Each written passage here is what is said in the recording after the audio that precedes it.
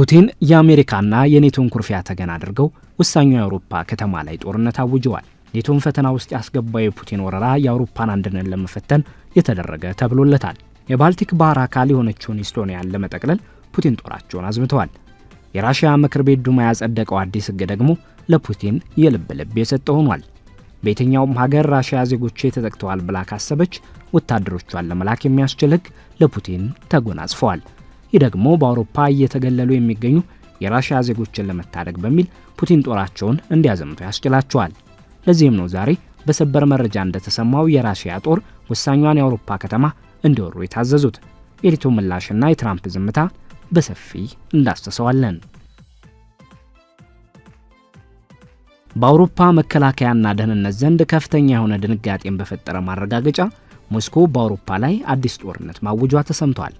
ይህም የባልቲክ ባህር ከፍተኛ ስትራቴጂካዊ ፉክክር የሚካሄድበት መድረክ ሆኖ የቀጠለ መሆኑንና ሩሲያም በዚህ ቀጠና ውስጥ ወታደራዊ እርምጃዎችን ለመውሰድ የሚያስችል አቅምም ሆነ ምክንያታዊ መሰረት ያላት መሆኑ ተገልጿል።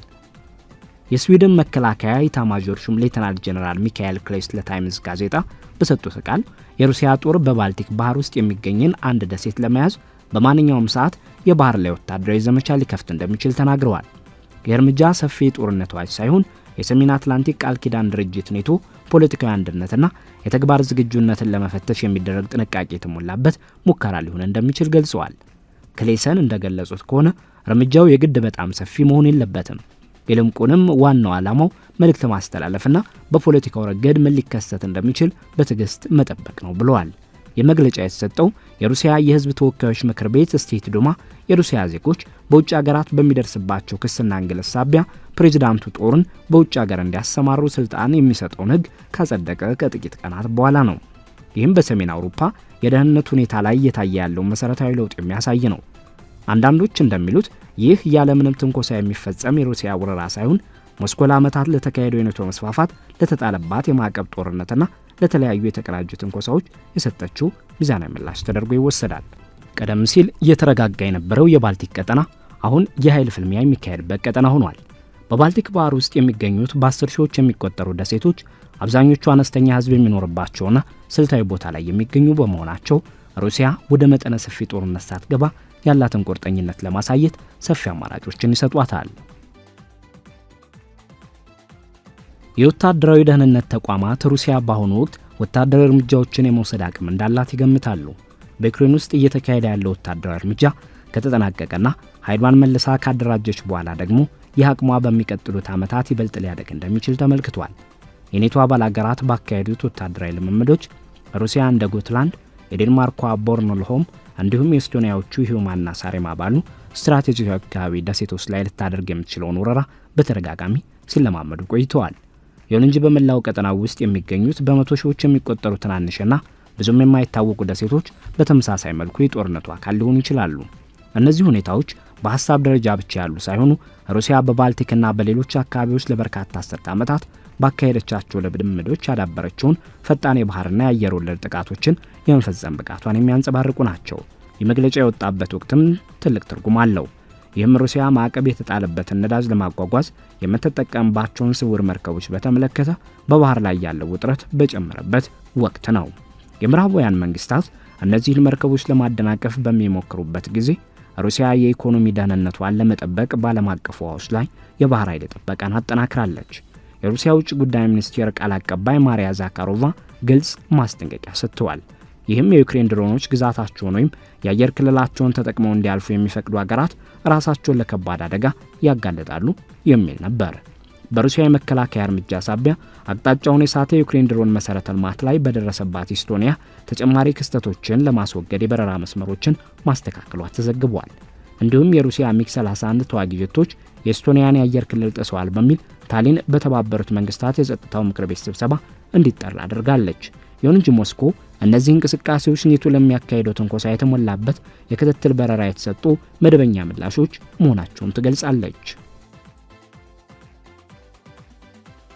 የጉዳዩ ዋና ማጠንጠኛ ሩሲያ በውጭ ሀገራት የሚገኙ ዜጎችን ደህንነት ለመጠበቅ ያላት የማይናወጥ አቋም ነው። በዱማው መጀመሪያ ንባብ የጸደቀው ረቂቅ ሕግ ሩሲያ እውቅና ባልሰጠቻቸው እንደ ዓለም አቀፉ የወንጀለኞች ፍርድ ቤት ባሉ ተቋማት የሚታሰሩ ወይም የሚከሰሱ ዜጎቿን ለመጠበቅ ፕሬዝዳንቱ ኃይል እንዲጠቀሙ ህጋዊ ፈቃድ ይሰጣል። የህጉ ማብራሪያ እንደሚያመለክተው የእርምጃ ከማዕቀብ አፈጻጸም፣ ከስውር መርከቦች እንቅስቃሴ ወይም ከተራ ሩሲያውያን ላይ ከሚሰነዘሩ ፖለቲካዊ ውሳኔዎች ጋር በተያያዘ የሚወሰዱ ህጋዊ እርምጃዎችን ለመመከት አስፈላጊ መሳሪያ ነው። የምዕራባውያን ተንታኞች የእርምጃ በባልቲክ ሀገራት ለሚኖሩ የሩሲያዊ ዝርያ ላላቸው ማህበረሰቦችም ሊተገበር ይችላል የሚል ግምት አላቸው። ለምሳሌ በኢስቶኒያ ውስጥ እስከ 25 በመቶ የሚሆነው ህዝብ ሩሲያዊ ሲሆን አብዛኞቹ የሩሲያ ፓስፖርት ያላቸው ወይም ከሩሲያ ጋር ጥብቅ ባህላዊና ቤተሰባዊ ትስስር ያላቸው ናቸው። ሞስኮ እነዚህ የማህበረሰብ ክፍሎች ስርዓታዊ ጫናዎች የደረሱባቸው መሆኑን በተደጋጋሚ ስትገልጽ ቆይታለች። ይህም የሩሲያ ቋንቋ ትምህርትን የሚገድቡ የቋንቋ ህጎች፣ በሺዎች የሚቆጠሩ ሰዎችን ያለ ዜግነት ያስቀሩ የዜግነት ፖሊሲዎችና የሩሲያ ባህላዊ መግለጫዎችን እንደ ደህንነት ስጋት የሚፈርጁ ዘመቻዎችን ይጨምራል። ፕሬዝዳንት ቭላዲሚር ፑቲን በተደጋጋሚ እንደገለጹት ዜጎችን የመጠበቅ መርህ አገርን ለመውረር የሚቀርብ ሰበብ ሳይሆን ከታሪካዊ ኃላፊነት የመነጨ የመከላከያ ግዴታ ነው። የሶቪየት ህብረት ከፈረሰች በኋላ በሚሊዮኖች የሚቆጠሩ ሩሲያውያን ከሩሲያ ፌዴሬሽን ድንበር ውጭ ቀርተዋል። እነዚህም በየሀገራቱ የአውሮፓ ውህደትን ሰበብ በማድረግ ሩሲያዊነትን የማጥፋት ፖሊሲ ለሚከተሉ መንግስታት ተጋልጠዋል። ሩሲያ በባልቲክ ቀጠና ውስጥ የምትወስዳቸው እርምጃዎች ከዚህ የመከላከያ ማዕቀፍ ጋር የሚጣጣሙ እንጂ የግዛት መስፋፋት ዓላማ የላቸውም። ከጂኦግራፊያዊ አቀማመጥ አንጻር የባልቲክ ባህር ልዩ ወታደራዊ እንቅስቃሴ አካባቢ ነው። ይህ ባህር ለንግድና ለኃይል አቅርቦት ወሳኝ ሲሆን የሩሲያ ግዛት የሆነችውንና በከፍተኛ ሁኔታ የታጠቀችውን ካሊንግራንድን ይዟል። ካሊንግራንድ የላቁ የአየር መከላከያ ስርዓቶች፣ የኢስካንደር ሚሳኤሎችና የባላስቲክ ባህር ኃይል መገኛ ናት። የሩሲያ የጦር መርከቦች፣ ሰርጓጅ መርከቦችና የባህር መከላከያ ክፍሎች መቀመጫ በመሆን ምዕራባውያን የአንድ ወገን ማዕቀቦችን ለመጫን በሚሞክሩበት ወቅትም የንግድ መርከቦች የባህር ላይ ነጻነታቸውን እንዲጠብቁ ያደርጋሉ። የብራሰልስና የዋሽንግተን ባለስልጣናት የስውር መርከቦች ቡድንን እንደ ህገወጥ ድርጅት ቢገልጹትም ሞስኮ ግን ይህን ለኢኮኖሚ ጦርነት የተሰጠ ተግባራዊ ምላሽ አድርጋ ትመለከተዋለች።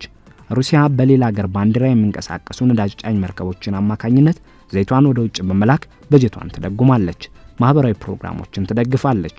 እንዲሁም ለጠላቶቿ የኃይል አቅርቦትን እንደ ማስፈራሪያ መሳሪያ እንዲጠቀሙበት ታደርጋለች።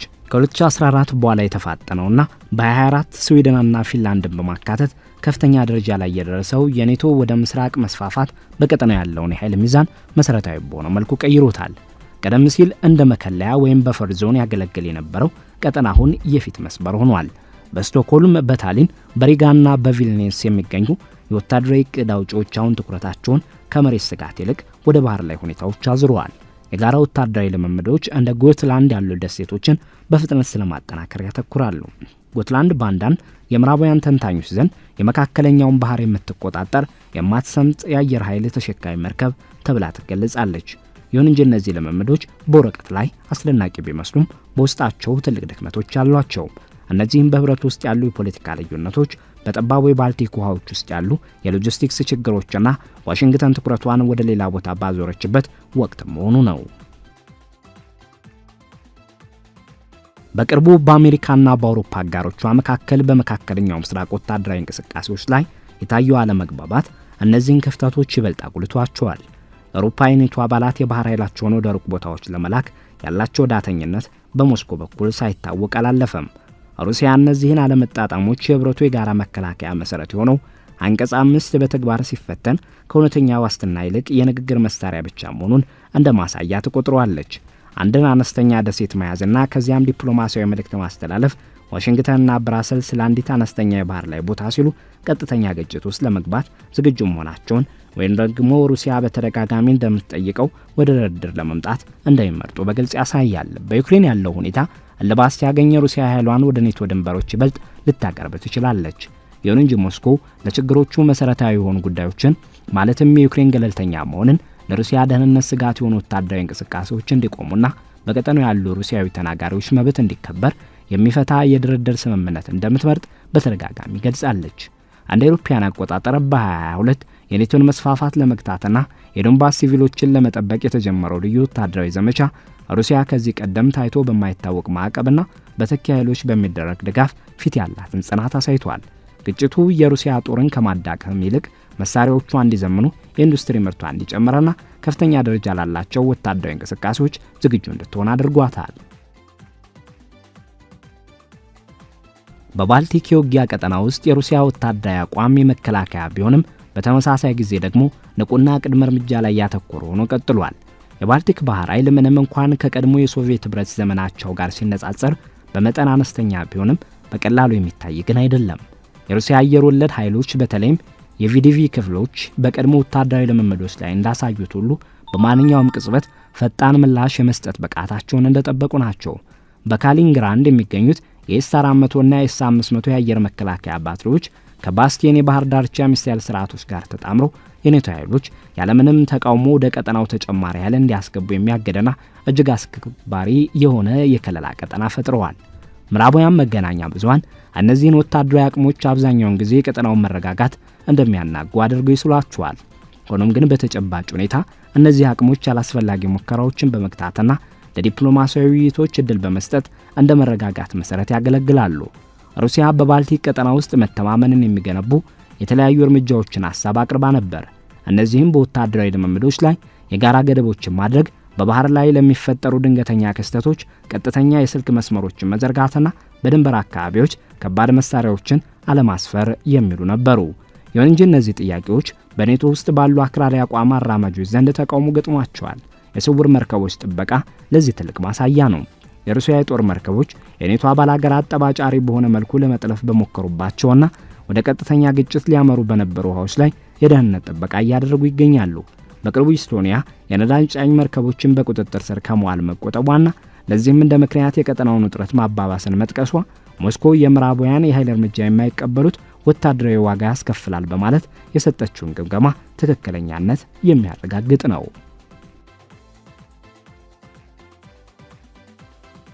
በባልቲክ ሀገራት ውስጥ ያለው የህዝብ ስሜት ደግሞ ጉዳዩን ይበልጡ ስብስብ ያደርገዋል። በኢስቶኒያ ኢዳቪሩ ግዛት ውስጥ በምትገኘው ናርቫ ከተማ ከ80 በመቶ በላይ የሚሆነው ህዝብ ሩሲያኛ ተናጋሪ በሆነባት የአካባቢው ነዋሪዎች ለዜግነትና ለህዝባዊ ውይይት የኢስቶኒያ ቋንቋ ብቃትን የግድ በሚያደርጉ የውህደት ፖሊሲዎች ላይ ቅሬታዎችን እየገለጹ ይገኛሉ። ታሊን እነዚህን እርምጃዎች እንደ ዴሞክራሲያዊ ጥበቃዎች ብትቆጥራቸውም ሞስኮ ግን ይህ የማግለል ተግባርና አድሎ እንደሆነ ትገልጻለች። ተመሳሳይ ሁኔታ በላትቪያም ይታያል። እዚያም ሩሲያኛ ተናጋሪዎች ከጠቅላላው ህዝብ ውስጥ 25 በመቶ ያህሉን ይሸፍናሉ። በቅርቡ የወጣው የኢስቶኒያ የውጭ ደህንነት ግምገማ እንደሚያመለክተው ሩሲያ እስከ 27 ድረስ በኔቶ አባል ሀገራት ላይ ወታደራዊ ጥቃት የመሰንዘር አፋጣኝ እቅድ የላትም።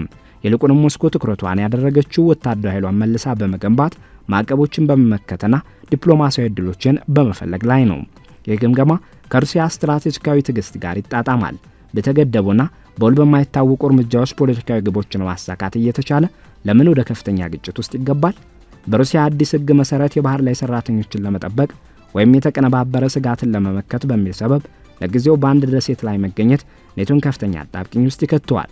እንዲህ ባሉ ግራጫ ቀጠና ወይም ግሬ ዞን ክስተቶች ላይ ተፈትነው የሚያውቁት የጋራ መከላከያ ስርዓቶች በሀገራዊ ጥቅሞች መለያየት ሳቢያ ሊሰነጠቁ ይችላሉ። ትናንሽ አባላት አንቀጽ 5 በአስቸኳይ እንዲተገበር ሊጠይቁ ይችላሉ። ትልልቆቹ ደግሞ ግጭቱ እንዳይባባስ በመስጋት ወደ ንግግር እንዲመጣ ግፊት ሊያደርጉ ይችላሉ። የስዊድን ማስጠንቀቂያ በራሱ በኖርዲክ ሀገራት የስጋት አመለካከት ላይ ለውጥ መኖሩን ያሳያል። ስዊድን ለሁለት ክፍለ ዘመናት የቆየውን ገለልተኝነቷን በመተው በ2024 ኔቶን ከተቀላቀለች በኋላ አሁን የህብረቱ አባልነት የሚያስከትለውን ሁኔታ እየተጋፈጠች ነው። የሩሲያ እርምጃዎች ተጨማሪ ኃይል እንዲሰፍርባት ከማድረጋቸው በፊት ለረጅም ጊዜ ከወታደራዊ እንቅስቃሴ ነፃ የነበረችው የጎትላንድ ደሴት የአዲሱ ነባራዊ ሁኔታ ምልክት ሆናለች። የዴንማርክና የኤስቶኒያ ደሴቶችን በተመሳሳይ መልኩ በድንገተኛ ዕቅዶች ውስጥ ተካተዋል።